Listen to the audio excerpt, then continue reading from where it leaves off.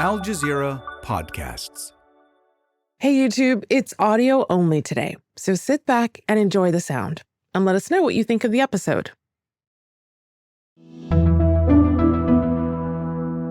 Today, Sudan's Ramadan begins in war and hunger. 28 people were killed in Sudan's North Kordofan region on Sunday following a drone attack on a crowded market outside the town of Sarí. As famine deepens and fighting continues, what does this holy month look like inside a country at war? I'm Tamara Khandaker, and this is The Take.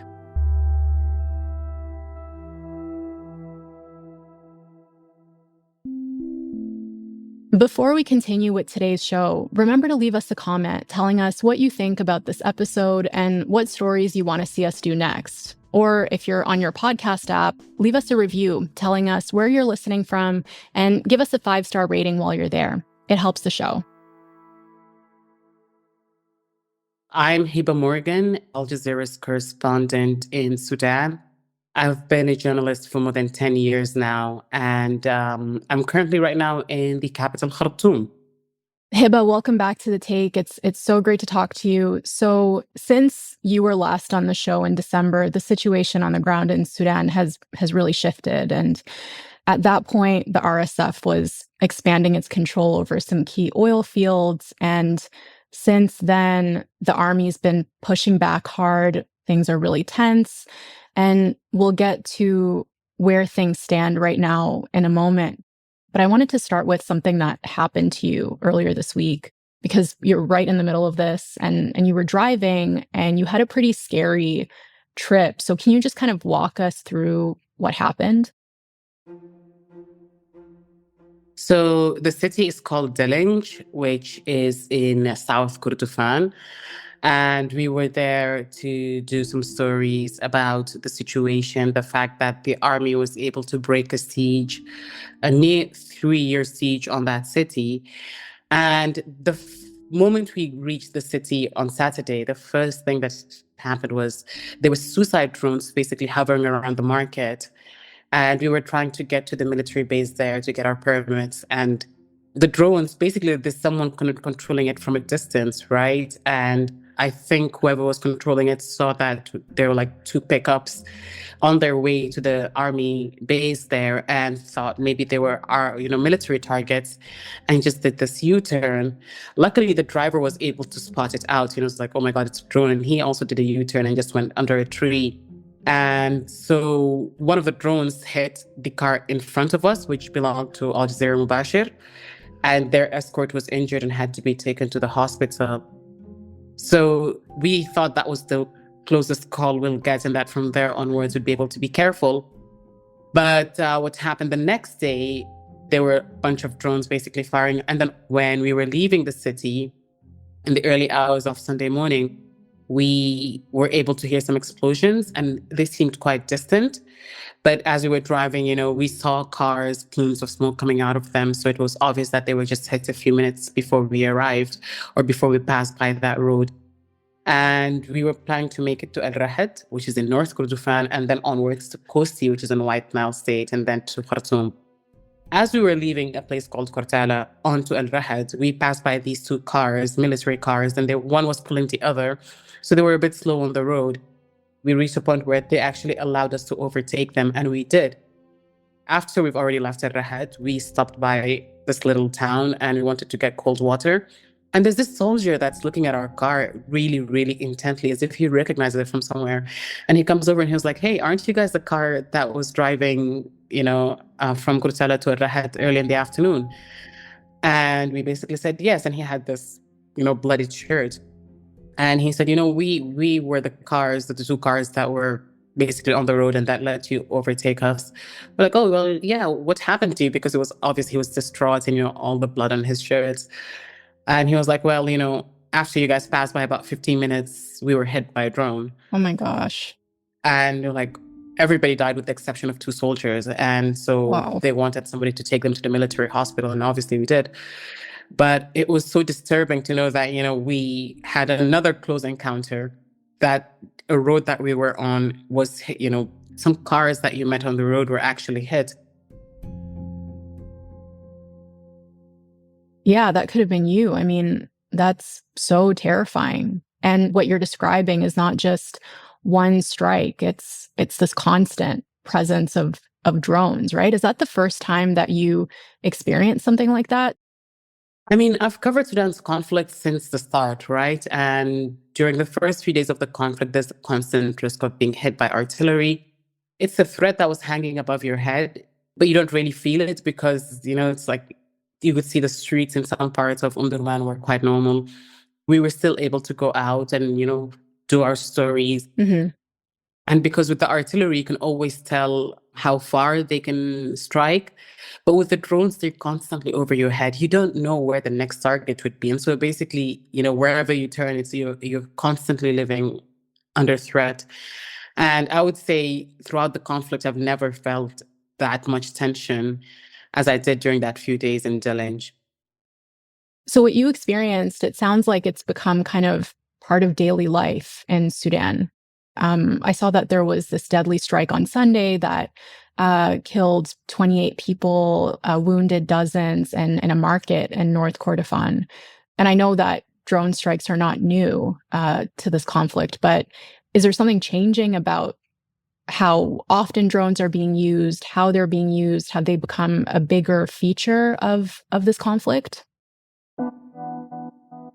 Yeah, it's a new phase in this conflict. When we were in Kordofan and we spoke to the people there, they said at the start of the conflict, it was once a week, twice a week, where there would be, the word they used was visited by drones, Now it's daily to the point that even children know how many missiles a drone can carry and are counting the strikes, and they can actually spot it even before I could in the sky, like, oh, look, there it is. So it shows you how normal using drones in this conflict has become. It shows that in the Kordofan region, which is where most of the fighting right now is between the army and the RSF, drones have become a way of basically, getting the upper hand over the other. For both sides, it means you don't have to use your troops until the other side is completely weakened.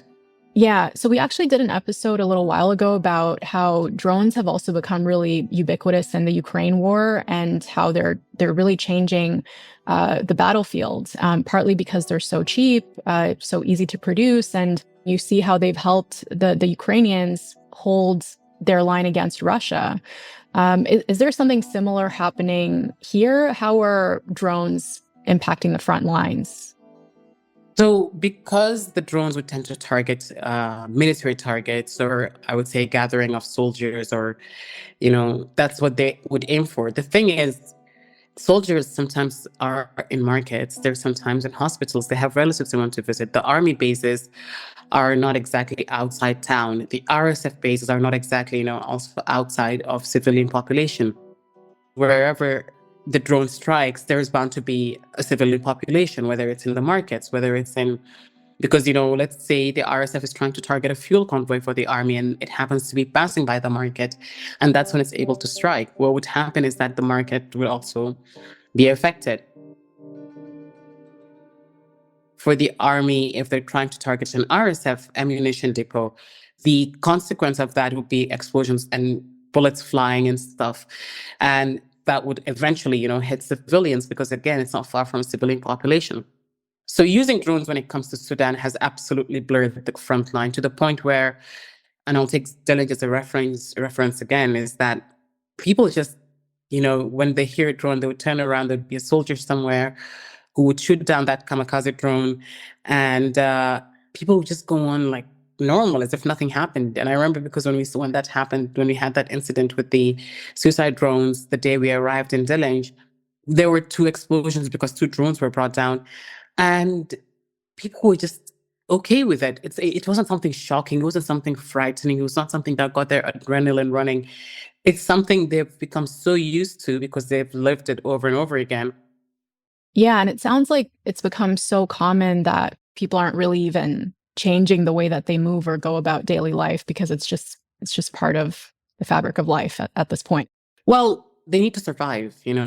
We spoke to a woman in the market and she said, well, I need to earn a living, right? Yeah. So if a drone strike, I will run away, find a place that's safe, that has concrete buildings, walls and ceilings, to minimize the damage. And once it calms down, I'll go back out again, sit in the market. And as she was saying this, there was another explosion because the drone struck elsewhere.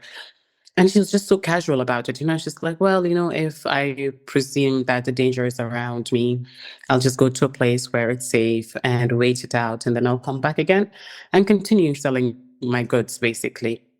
It's a risk worth taking because it's like, I still need to eat. I still need to feed my children. More with Hiba after the break.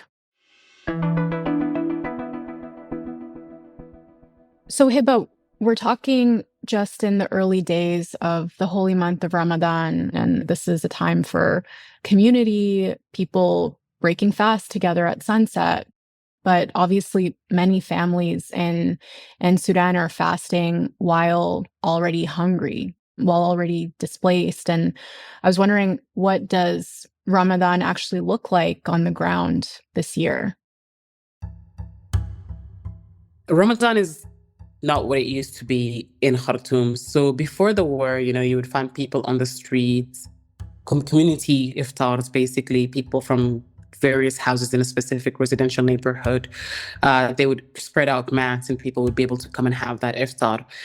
Now, in Khartoum, the economy has affected almost everyone. So you wouldn't see as much iftar mats, as you used to before the conflict. And a lot of people are going by with very little because the food is there. The ability to purchase it is not. Not everybody is able to afford, food from the markets.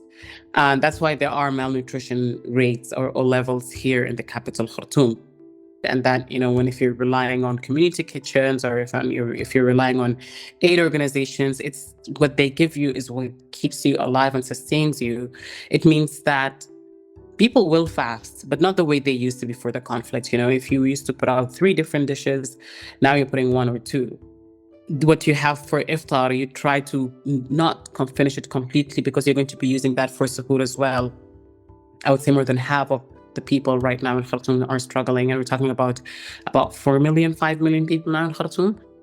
Now, in the case of places like Kordofan, the food is there, but it's quite expensive, yes, but it's also in other parts, it's not there at all. It's very, very hard to get food in places that are under siege or that has active conflicts going on, so people can't access markets and traders can't get their food into markets.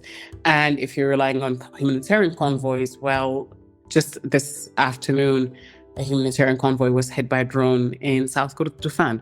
So even that, it affects the level of food security and the ability for people to feed themselves and their families. So you have the situation where there's food, but people can't afford, such as the capital. There is places where people are besieged or they've been besieged for so long that they're facing malnutrition, such as Kadugli and Dalinj. And you have places where in Darfur, for example, the farmers have been displaced. So now that area, this Darfur region, is facing food insecurity because the farmers that used to farm are no longer there. So people are struggling to get food in all kinds of different ways across the country. I guess it depends where you are. And so when you're traveling around and talking to people, going to these towns, displacement camps, and you're sitting down with these families, what do they tell you about how they're coping? I've been covering the conflict since the beginning, but even before that, I've been talking to displaced people in camps in North Darfur and South Darfur. And when you talk to them and when you see them, the way they carry themselves, the way they clean the camps around them, you feel like the camps have become part of their lives and it's become, the camps have become towns and cities. But there was always this hope that they'd be able to go back to the villages that they've left in the previous war in Darfur. This time around, and it was something I've noticed during my last visit, actually, to the camp in northern Sudan, in al-Dabba, the displaced people don't seem to have much hope. There's this resignation in the way they talk to you. They seem to have given up the idea that they would be able to return. I spoke to one person who said, I fled Nyala when I was 8. That was in 2004. And she went to a displacement camp in North Darfur, and Nyala's in South Darfur. And she went to displacement camp in North Darfur. Now, she stayed there for 13 years. And then she went to the city of al-Fashir thinking it was safe. But then the war started again. And then she had to go back to that displacement camp. And then she had to leave because it was attacked and go to a third displacement camp that was completely outside North Darfur. And then make it to El-Dabba, to this Al-Afad camp in northern Sudan. So it's like a continuous life of displacement. So once you pick that up, it's very hard to miss. You see it in the children, you see it in the women walking around, you see it in the men, the very few men that are in the camp, because not a lot of them have been able to get to safety. It's just there, it's very hard to ignore when you pick up on that. And once you do, it's heartbreaking, because I've spoken to them again since 2016, and they've always had hope. They've always been resilient. They've always been, there's this feeling that they're unbreakable. And now it's just, the right word I would use here is that they're broken, because they've been displaced over and over again. They've had to go through the horrors over and over again, that for them it's part of their lives, and there's nothing they can do about it. And they can definitely not seek justice, because if it's happened 2003 and 4 and 5 and 6 and 7 and nobody was held accountable, this time around it's much worse. It's being filmed, but they've seen how the RSF has gotten away with it, and how their displacement is not something people are talking about anymore. So there's this resignation that, that they've reached the end. That's how I would say that this is rock bottom, and you can't go any further from there. And it is heartbreaking. Yeah, it's very, very heartbreaking. And this is despite the fact that the ICC is investigating. There are UN reports documenting the atrocities. There was one that just came out that said what happened in al-Fashir in October, the RSF massacre there, bears the hallmarks of a genocide, but nothing tangible on the ground, I guess, suggests to people that justice is coming or that the conflict is ending anytime soon. No, the RSF didn't just appear overnight. The RSF has its predecessor, the Janjaweed, which was very active in the Darfur War in 2003 up until 2013. They were the ones who were burning villages, raping women, displacing farmers, and forcing people into displacement camps, and sometimes even attacking those camps. They were never held accountable. For the people of Darfur, what this report basically does say is that, what we've been talking about, the survivors and the displaced people, basically it's corroborating their accounts and their testimonies that they've gone through this, that this is not something they're making up, that, there is satellite imagery evidence, of pools of blood so large it's actually visible from space. That's how bad the killings that were carried out were. I don't think there was ever a time in history where, something happened and people were like, oh yeah, we could see the pool of blood from space. I've never, ever heard that, except when it came to al-Fashir. That's how many people the RSF have killed. And the survivors have talked about it, that they've seen dead bodies everywhere, inside homes, on streets, that they had to step over relatives, that they had to hide under dead bodies so that the RSF would not target them and not realize that they were there until they were able to escape at night. They've seen the ICC investigating and issuing out arrest warrants. And they've seen this committee formed, but there was nothing palpable. There was nothing that they would say, there's nothing tangible that shows that there is actually a desire to give justice to the people in Darfur. So for the displaced people, for the survivors, the entire report tells the world what they've gone through, but it doesn't mean that there will be accountability. They've been waiting for more than 20 years, 23 years to be exact. And they haven't seen anything. They don't think that this time around would be different, especially since it's been going on for so long and there just doesn't seem to be that much interest anymore to give justice to the victims of the conflict, whether it's back in 2003 or now. And how does that make you feel? You talked about how the people that you've been speaking to, it seems like they used to have hope and now they really don't. What about you? You're also living through this. You covered the ins and outs of this conflict. Are you also feeling the same way, or is there something that gives you hope at this point that things are going to change? That's a hard one to answer. As much as there are times where it seems really tough for people, there are other times where you feel like it's it's getting a bit better. So, for example, in Khartoum, the first few months and the first year or so, it was intense to the point where I absolutely lost hope that this conflict would end, or that there'd be a period again where we wouldn't be hearing airstrikes and artillery strikes and exchange of gunfire in Khartoum. We've reached a point now where that's not the case. Power is now stable and it's running water again, and there's no artillery shelling. But one thing I can tell you for sure, Tamara, is that even if it does end today, there will still be the side effects of this conflict that has been going on. The fact that, farms have been destroyed, water sources have been destroyed, families that have been deprived of food to the point where, they've got this chronic illnesses. If the war ends today, and it doesn't look like it will be ending in the next few months or so. So whatever is going to be coming up in the next few months, it will be intense for the people living in Kordofan and Darfur.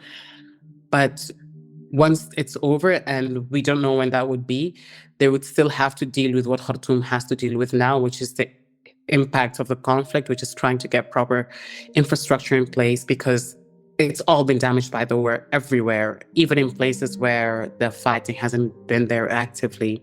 The infrastructure has been so shaken that it just needs an overhaul all around the country.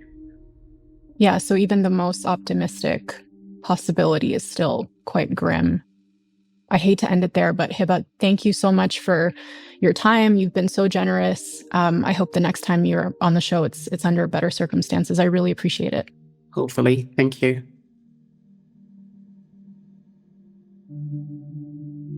And that's The Take. This episode was produced by Sarí el-Khalili and Melanie Marich, with Spencer Klein, Tuleen Barakat, Maya Hamadeh, and me, Tamara Khandaker. It was edited by Ney Alvarez. Our sound designer is Alex Roldan. Our video editors are Hisham Abu Salah and Mohannad al-Melhem. Alexandra Locke is The Take's executive producer, and Ney Alvarez is Al Jazeera's head of audio. We'll be back.